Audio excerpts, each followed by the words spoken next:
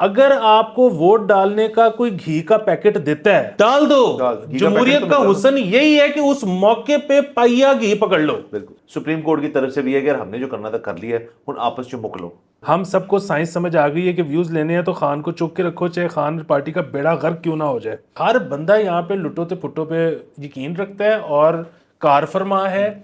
सिर्फ वो जो साथ में वीलॉग सुन रहा है ना, उस पर मुझे दुख होता है। उससे बहुत बेहतर है कि ये सुना करें। एक स्टैंडर्डाइज्ड प्रिस्क्रिप्शन होनी चाहिए जैसे तमाम दुनिया में है, जो गवर्नमेंट इशूड होती है, उसके ऊपर प्रॉपर उसका एक सिस्टम होता है, वो तकरीबन सिक्योरिटी पेपर होता है। तो एंटीबायोटिक एक ऐसी चीज है जिसमें डॉक्टर को इतना पता है कि यार फ्यूचर में आपके लिए चाहे नुकसानदेह हो, इसको आप फौरी तौर पे अब्यूज नहीं कर सकते। अस्सलाम वालेकुम, मुस्बत शो में बहुत बहुत खुशामदीद। मैं हूं असद निज़ामी, मेरे साथ हैं अलीफ। आप शो को प्लीज लाइक और शेयर करें, चैनल को सब्सक्राइब कीजिएगा। सर कैसे हैं? सर बहुत मजे आ रहे हैं, बहुत ज्यादा पॉलिटिकल एक्टिविटी है, हमें बिल्कुल खबरें ढूंढनी नहीं पड़ी, खबरें आके हमारे मुंह पे बजी हैं। सर वजी आके और उसके बाद हमने सोचा बैठ के, हमने बात कोई नहीं की, एक दूसरे को देख के सोचा है कि अब क्या करें इन खबरों के साथ। तो सर खबरें तो सर एक ही सियासी जमात जो है वो बना भी रही है, ला भी रही है, दे भी रही है और ले भी रही है, और वो है पीटीआई। सर कितना मुझे वैसे सुकून आया है ये रिजर्व सीटों के बाद से कि अब मैं पीटीआई दिल खोल के कह सकता हूँ। पहले तो वो अभी एसआईसी कहना पड़ता था, पीटीआई कहना पड़ता था,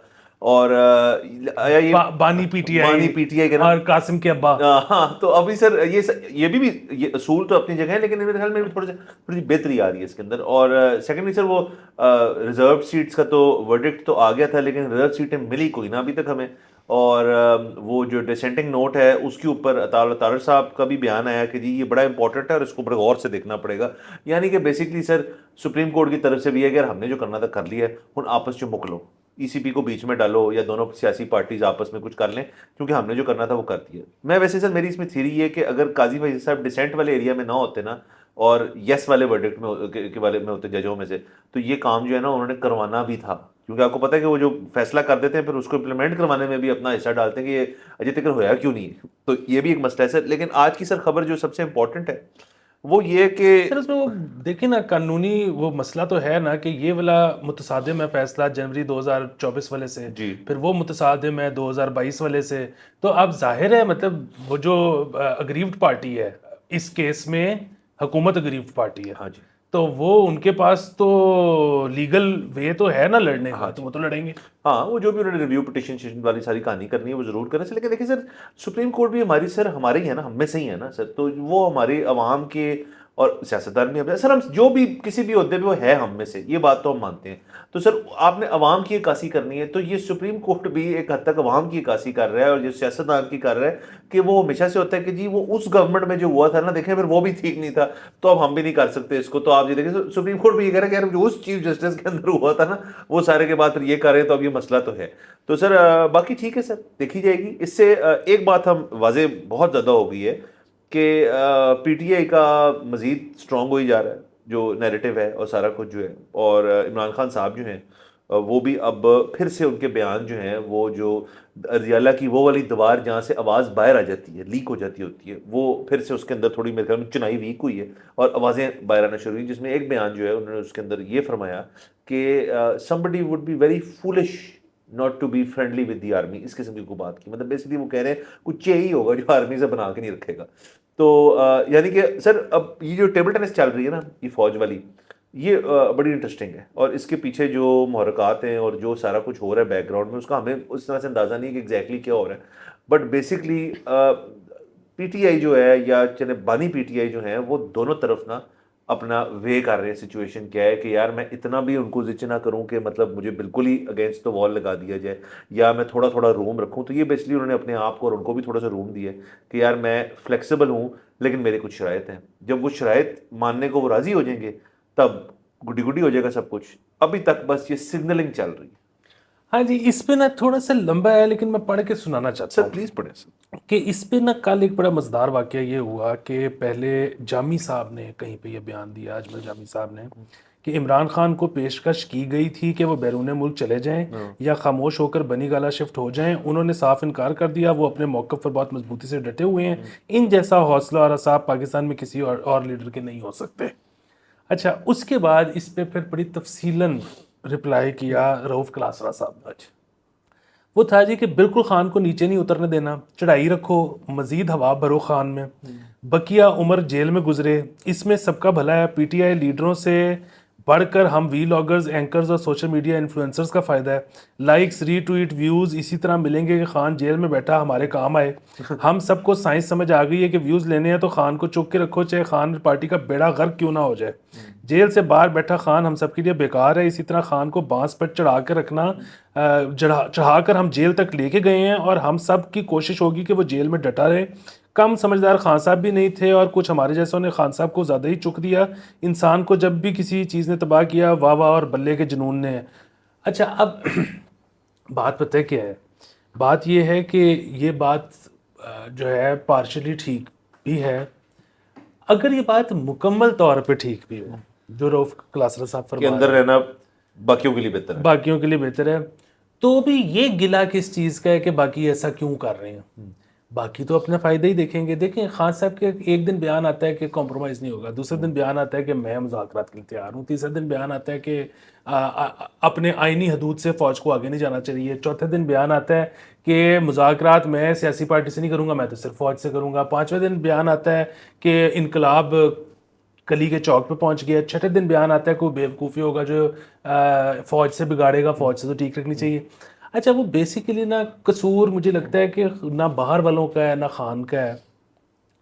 बेचारे ये जो लोग हैं ना, ये जो खान फॉलोअर्स हैं, ये मतलब ये ज़हनी तौर पे स्लो लोग हैं थोड़े से। तो इनका मसला ये है कि ये अगर 1.5 दिन तक इनको कुछ सुनाई ना दे तो ये बेचारे जो है ना फारिग हो जाते हैं। अटेंशन स्पैन कम है। हाँ, तो इनको होता है कि किधर गया इनकलाब, तो फिर वो उधर से एक स्टेटमेंट आ जाती है। वो रिगार्डलेस के कुछ भी वो कहते हैं फौज की ईंट से ईंट बजा देंगे, वो कहते हैं ये चेक किया है, वो कहते हैं जी फौज के नीचे लेट जाएंगे, मास्टर स्ट्रोक। मतलब उनको ना कुछ चाहिए। सर बेसिकली सर वो 24 ग्रुपीज बन गए हैं, जंकीज बन गए हैं और उनको हर रोज चाहिए खान और खान नहीं, खान का बयान। तो अब बात ये है कि ये मसला ये है कि एक बंदा बेवकूफ बनना चाहता है, ठीक है, जो नहीं बना रहा उसकी फिर जहानत पे शक होगा। देखें, खान साहब जो हैं वो पहले तो उनको यकीन नहीं आ रहा था कि वीओएनसी हो सकता है। ना जब आ गया कि हो सकता है तो उन्होंने पहली हरकत क्या की? Petrol, petrol. फिर आर्टिकल 15, फिर पता नहीं क्या क्या। तो बात ये है कि वो पेट्रोल हम आज तक भुगत रहे हैं, ठीक है। अच्छा, बुनियादी बात वही है। वैसे आप बहुत अच्छा कर रहे हैं, ये पब्लिक सर्विस है आपकी कि आप लोगों की याद दहानी करेंगे वो करके क्या गया था। हाँ, सो मसला फिर वही है कि अभी ये जो ये हुकूमत है, इसने कहा कि हम 50 बिलियन रुपया लगा देंगे लोगों के बिजली के बिलों में, ठीक है। अच्छा, अब अगर ये सियासी बयान है तो फिर तो ठीक है, क्योंकि सियासी बयान तो बड़े होते हैं ना, वो तो इन्होंने कहा 200 था यूनिट फ्री भी देंगे इलेक्शन से पहले।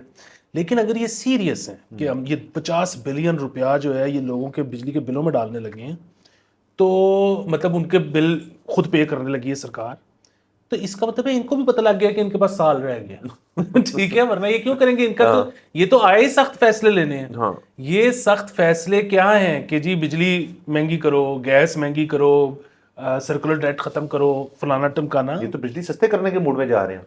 तो अगर ये सस्ते करने जा रहे हैं, इसका मतलब है कि इनको पता है कि भाई जी इन्होंने टाइम गया। हाँ।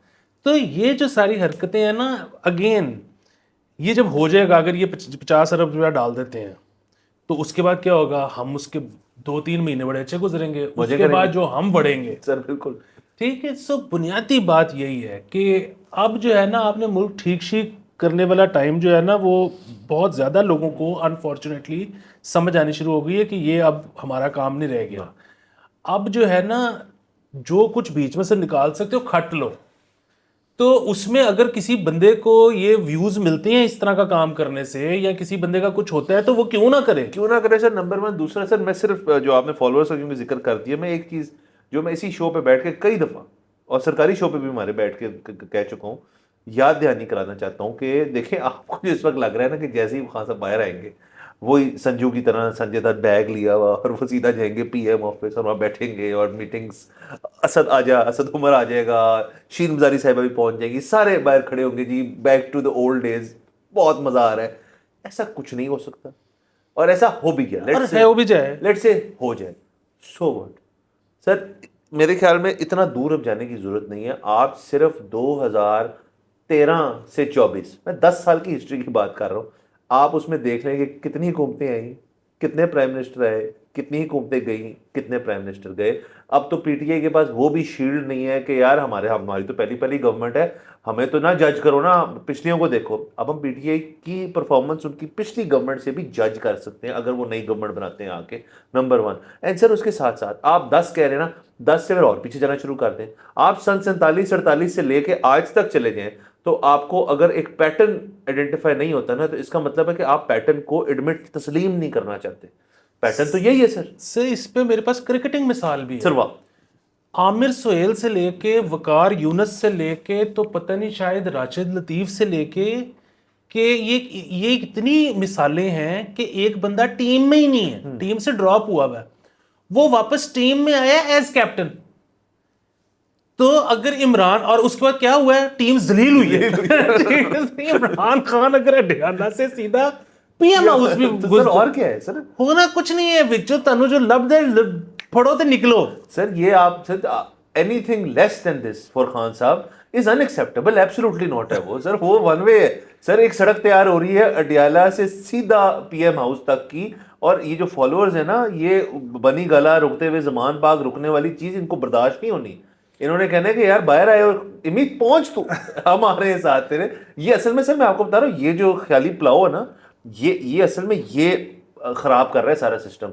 उनको जो ये जो लग रहा है ना इनको, क्योंकि सर वो जले हुए हैं जो वीओएनसी के तब से लेके अब तक, उनको लग रहा है कि यार बस वो आखिरी कुछ महीने अगर मिल जाते ना इलेक्शन से पहले, खान की असल गेम तो तब शुरू होनी थी। हालांकि सर वो इतने अनपॉपुलर थे इनकी पार्टी और वो खुद, कि मेरे ख्याल में अगर तब इलेक्शन कराए जाते जो नहीं कराए इन्होंने, तो तब जिस लेवल पे पीटीआई पहुंच चुकी थी उसको वोट ही नहीं पड़ना था। अब उल्टा हो गया सर। हाँ, वो नहीं पढ़ना था, लेकिन होना फिर क्या था, फिर ये होना था कि बड़ी मजबूत, मतलब यहाँ थोड़ी मजबूत, इस मुल्क में बड़ी मजबूत हुकूमत तो कोई आने नहीं दी जाती, थोड़ी मजबूत हुकूमत आ जाती, और वो शायद थोड़ा सा लंबा अरसा गुजार लेती। भाई लंबा अरसा 3.5 साल। आप में से टाइमिंग हमारी एक ही। तो बाकी अनपॉपुलर उसने पहले दिन से होना शुरू हो जाना था। 8 से 9 महीने में उसने उतना ही अनपॉपुलर होना था जितने पिड्डम आज है। ठीक है, उसकी वजह ये है कि ये इन हालात में पॉपुलर रहा ही नहीं जा सकता। और आखिरी बात ये है कि जो मुश्किल फैसले हम कहते हैं ना, वो अभी तक सही तरह नहीं लेने शुरू किए हुए। ठीक है, मतलब एक तरफ ठीक है कि टैक्स बढ़ा दिया सैलरीड क्लास पे, पेट्रोल बढ़ा दिया है, बिजली बढ़ा दी है, लेकिन सरकारी जो खर्चे हैं वो भी कम नहीं किए। ठीक है, वो बढ़ाएं, अपने आप को शाबाशियां नहीं। बिल्कुल। सो बुनियादी बात यह है कि जब हुकूमत फैसले करना शुरू करेगी ना, जिसकी वजह से फ्यूचर ठीक होना होगा, तो हमें पता लग जाएगा। चाहे हमें खुद भी उस पर कमर कसनी पड़ जाए, लेकिन हमें यह पता लग जाएगा कि अब फैसले ठीक होने शुरू हो गए। अब ट्रैजेक्टरी ऊपर की जा रही है। ट्रैजेक्टरी ऊपर की है। अभी तक यही नहीं है। अभी तक मैं आपको बता रहा हूं, अगर आपको वोट डालने का कोई घी का पैकेट देता है, डाल दो। जमहूरियत का हुस्न यही है कि उस मौके पे पाइया घी पकड़ लो। बिल्कुल। और सर देखें ना, इलेक्शन का आपने जिक्र किया कि मतलब चलें इस पे कोई वो वाला टर्नआउट नहीं था जो आपके पिछले इलेक्शन का था, 18 वाले का। अगले इलेक्शन के अंदर जब होंगे तो और कम टर्नआउट है। उसकी वजह क्या है कि लोग जो हैं वो आहिस्ता आहिस्ता, मतलब आपके मेरी तरह के लोग और ढेर सारे लोग जो हैं वो होते जा रहे हैं थोड़े सियाने इस चीज़ पे कि यार वो ये क्या है, it's more of the same. तो आपने सर इस चीज़ को एक प्लीज़ समझ लें कि अब आपने अगले इलेक्शन का इंतज़ार नहीं करना। आप अभी से जो चीज़ आपको ठीक लग रही है अपने लिए वो करें, 100 दफ़ा करें। मतलब जो आप एग्जांपल दे रहे हैं कि जो बंदा आ रहा है वो अपने लिए कुछ करके चला जाए, तो मेरे ख्याल में अवाम पे भी इंप्लीमेंट कर देना चाहिए कि अगर आपको कुछ चीज़ में, क्योंकि मुझे तो सर आगे जाके अनफॉर्चुनेटली बड़ी मनफी सी बात कर रहा हूँ, मुझे तो लग रहा है सर ये नेवर एंडिंग साइकिल है। यहाँ पे इसको तोड़ने के लिए ना वो चीज़ें करनी पड़ेंगी जो ना ये सियासतदान कर सकते हैं और अवाम भी नहीं कर सकते। सर मेरा ये ख्याल है ज़ाती तौर पे कि नेवर एंडिंग तो ये इसलिए नहीं है क्योंकि ये यकीनन नेवर एंडिंग होता, लेकिन एक टाइम आएगा ना कि फट जाएगा, क्योंकि मतलब बिल्कुल किटी में कुछ होगा ही नहीं, तो क्या करोगे। तो इसलिए ये नेवर एंडिंग नहीं है। बाकी जो है ना, अवाम भी बड़े फनकार हैं। अवाम तो बहुत अरसे से लुटो तो फुटो उस पे है, मतलब हर कोई इधर एडवांस पकड़ता है वापस ही नहीं आता टाइप सीन, इधर वो सारा कुछ है। सिर्फ जो है ना, मुझे दुख होता है कि ये साथ जो लोगों ने वीलॉग्स देखने शुरू किए हैं ना सुबह से रात तक के, मतलब वो जो इमरान खान आ रहा है, मुझे उनकी बेचारों की ना जहनी जो वो खराब कर रहे हैं अपनी जो संतुलन है, मानसिक तो वजन, संतुलन, हाँ वो जो खराब कर रहे हैं, मुझे उस पर दुख हो रहा है। हाँ। बाकी उनकी वो बिल्कुल ठीक है, हर बंदा यहाँ पे लुटो ते पुटो पे यकीन रखता है और कार फरमा है। सिर्फ वो जो साथ में वीलॉग सुन रहा है ना, उस पर मुझे दुख होता है। उससे बहुत बेहतर है कि ये सुना करें, इससे उनको ये भी सुने, और अगर हमें भी नहीं सुनना उसको ना सुने। और तीसरा सर, अगर उससे उससे मिलती जुलती कोई चीज देखनी है या सुननी है जिससे आपको नुकसान नहीं होगा, तो आप शॉर्ट्स पे जो कैट वीडियोस हैं वो सुटी जाएं। मतलब एक ही बात है, मतलब लेवल ऑफ इंटेलेक्ट वही है।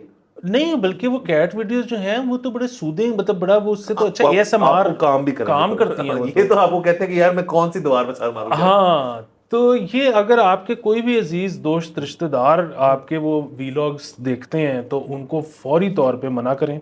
वो बहुत बड़ा खतरा बन सकते हैं पूरे खानदान के लिए। तो उनको आप मना करें, उनको आप ये दिखाएं, उनको आप कैट वीडियोस दिखाएं, उनको आप टोटे दिखा दें, उनको कुछ दिखा दें, उससे निकालें। इससे दूर रखें। यानी कि आप कह रहे हैं सर कि फिर कोई फंक्शन होगा फैमिली में और शादी पे जाना है, तो आप सोचेंगे एकदम कि अनु लेके जाने धीरे। ये हो सकता है मसला, आप कह रहे हैं। हाँ, तो ये ठीक है सर, क्योंकि सर शादियों पे पॉलिटिकल डिस्कशन होती है, वो लड़ पाए किसी ना, बड़ा मसला हो सकता है बहुत सर। बड़ा ये मसला आपने देखना है। अच्छा सर, आगे चलते हैं। सर। सर एक और खबर कर लेते हैं। हमने जो अपना बनाया था सर स्केड्यूल, उसमें ये जरा लंबी बात होगी, तो मैं जरा जरूरी बात करना चाह रहा हूँ सर। अद्वियात के ऊपर हम एक हमेशा से एक कॉन्वर्सेशन हम करते हैं, और आपका मेरा मान, हमने शो बेताशा किए हैं, उसके ऊपर हम बड़ा क्लोजली देखते हैं कि फार्मा इंडस्ट्री की मैनेजमेंट, रेगुलेशन और सारी चीज़ें जो हैं उसके ऊपर एक सरकारी फोकस जो है फिर से आया है। काफ़ी दवाइयाँ जो प्राइसिंग की वजह से तंग हो रही थी वो बहाल भी हुई हैं, कुछ अभी रहती हैं जो प्रोटेक्टेड, उनकी जो भी कैटेगरी कहते हैं उसको। सर एक चीज हुई है कि एंटीबायोटिक मेडिकेशन जो है, जो कि यहाँ पे मेरे ख्याल में गमी बेयर्स की तरह ली जाती है और खाई जाती है तमाम घरानों के अंदर, क्योंकि उनको लगता है कि एक दफा दे दी जिसका मतलब है कि अब यही एंटीबायोटिक, कुछ भी होगा तो मैं ले लूँ तो मैं ठीक हो जाऊंगा। तो एंटीबायोटिक के ऊपर सरकारी एक असूल बनने को जा रहा है, कानून बनने को जा रहा है कि आप प्रिस्क्रिप्शन के बगैर नहीं ले पाएंगे। मतलब आप ओवर द काउंटर जाके आप क्लेरिसिड, ऑगमेंटन वगैरह जो है, जो आपको वैसे टॉफियों की तरह मिल जाती होती थी, अब आपको डॉक्टर के पास जाके डॉक्टर प्रिस्क्राइब लेनी पड़ेगी। तो ये सर एक शुरुआत है, देर है दुरुस्त है। ये तमाम मेडिकेशंस जो है, बल्कि मैं तो कहूँगा पेनाडोल की भी 1 से 2 पत्ता चाहिए ना आपको, तो आप लिखवा के लाएंगे इसे कि मुझे 2 पत्ते कहेंगे मैं लूँ, क्योंकि मैंने 20 दिन लेंगे। तो ये सारी चीज़ें सर होनी चाहिए यहाँ पे नहीं होती। यहाँ पे हर किस्म की दवाई जो है आपको किसी भी फार्मेसी से ओवर द काउंटर मिल जाती है, ये नहीं होना चाहिए। हाँ जी, सो टेक्निकली नहीं होनी चाहिए, लेकिन दूसरी तरफ अगर आप ये भी देखें तो मतलब हम अक्सर यहाँ पे, आपने बल्कि बात की है, मैंने तो नहीं की, मेरा तो एक्सपीरियंस हालांकि थोड़ा सा डिफरेंट रहा है, लेकिन जिस तरह आप कहते हो कि यहाँ तो जेनेक्स की भी प्रिस्क्रिप्शन मिल जाती है, मतलब हाँ, आप यार दोस्त को, किसी डॉक्टर को कहते हो, आपको लिख वो दे देता है।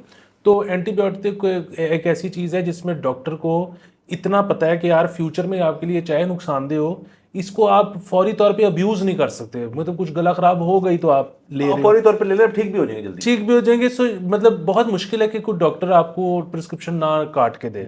अब बुनियादी तौर पे तो जो डिस्कस करने वाली बात है ना, वो ये आदत है कि मतलब ये इंग्लैंड और कनाडा वगैरह में हम सुनते हैं कि बंदा बीमार होकर जाता है डॉक्टर के पास, तो एंटीबायोटिक तो देना दूर की बात है, नज़ला, गला ख़राब, बुखार पे अगर 7-8 घंटे बाद डॉक्टर पे बारी आ भी जाए तो डॉक्टर एक्चुअली नाराज़ हो जाता है कि तुम तो फौत ही नहीं हो रहे, तो तुम मेरे पास क्या करने आए हो। Lemon green tea P low. हाँ, तो पाकिस्तान में ऑन दी अदर हैंड हम पहले दिन में एंटीबायोटिक खा लेते हैं। अच्छा, अब इस पे जो है वो मेरे दोस्त हैं बड़े अच्छे, जरीर, उनसे मेरी यही बातचीत चल रही थी कुछ दिन पहले, और उन्होंने कहा, मुझे जरीर कहता है यार पहले मैं बड़ा मजाक उड़ाता था लोगों का कि तुम लोग क्यों खा लेते हो, फिर अब मुझे आहिस्ता आहिस्ता एहसास हो रहा है, और मेरी बाहर भी बात हुई है डॉक्टर से, उन्होंने कहा कि यार बाहर जो है ना वो ज़रा एटमॉस्फेयर ज़रा साफ़ सुथरा होता है, तो आप जब बीमार हो भी जाते हो तो उसके बाद जल्दी आप जल्दी आप ठीक हो जाते हो, यहाँ तो आप बढ़ते चले जाते हो। क्योंकि इम्यून सिस्टम जब ऑलरेडी वीक हुआ तो और फिजा में इतनी बीमारियां वो आपको लड़ी जाती हैं। तो अब यहाँ पे ये जो सारा है ना, अब अगेन क्या सही है क्या गलत है, क्या होना चाहिए, मैं डॉक्टर तो नहीं हूँ। एक चीज़ मैंने जो बहुत ही छोटा सैंपल साइज बेसिकली अपने घर में देखी है, और वो ये है कि मेरी मतलब मेरे घर में 1-2 लोग हैं जो कि फौरी तौर पे एंटीबायोटिक लेते हैं, और 1-2 लोग हैं जो कि नहीं, वेट आउट करते हैं। वेट आउट करते हैं। अच्छा, उसमें ये है कि अब जैसे मैं वेट आउट करने वाले लोगों में से हूँ, सो मैं अगर साल में 4 दफ़ा बीमार हुआ हूँ, सर मैं खा लेता हूँ। एग्जैक्टली, सो मैं अगर साल में 4 दफ़ा बीमार हुआ हूँ तो मैं 4 दफ़ा वेट आउट करता हूँ, 2 दफ़ा मुझे नहीं लेनी पड़ती है, और 2 दफ़ा बहुत ज़्यादा तंग होने के बाद मैं ले लेता हूँ। तो एक तो ये है कि मैंने साल में 2 दफ़ा कम ली। दूसरा ये है कि शायद वैसे तो हर बंदा डिफरेंट होता है, लेकिन शायद इस वजह से मैं उतना बीमार कम होता हूँ कि मुझे अस्पताल जाना पड़ जाए इवेंचुअली। जो लोग मैं देखता हूँ कि फौरी तौर पे ले लेते हैं, वो साल में 4 दफ़ा भी, मतलब तंग 3 दफ़ा ही होते हैं, क्योंकि वो फौरी तौर पे ठीक हो जाते हैं। लेकिन एक आध दफ़ा मैं देखता हूँ कि वो इतना बीमार हो जाते हैं कि उनको अस्पताल जाना पड़ता है।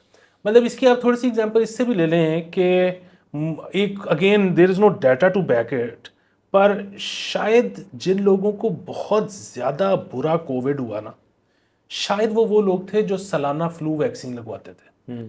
हम जो लोग थे जो फ्लू वैक्सीन नहीं लगवाते थे, उनको इतना बुरा, मुझे इतना बुरा नहीं हुआ।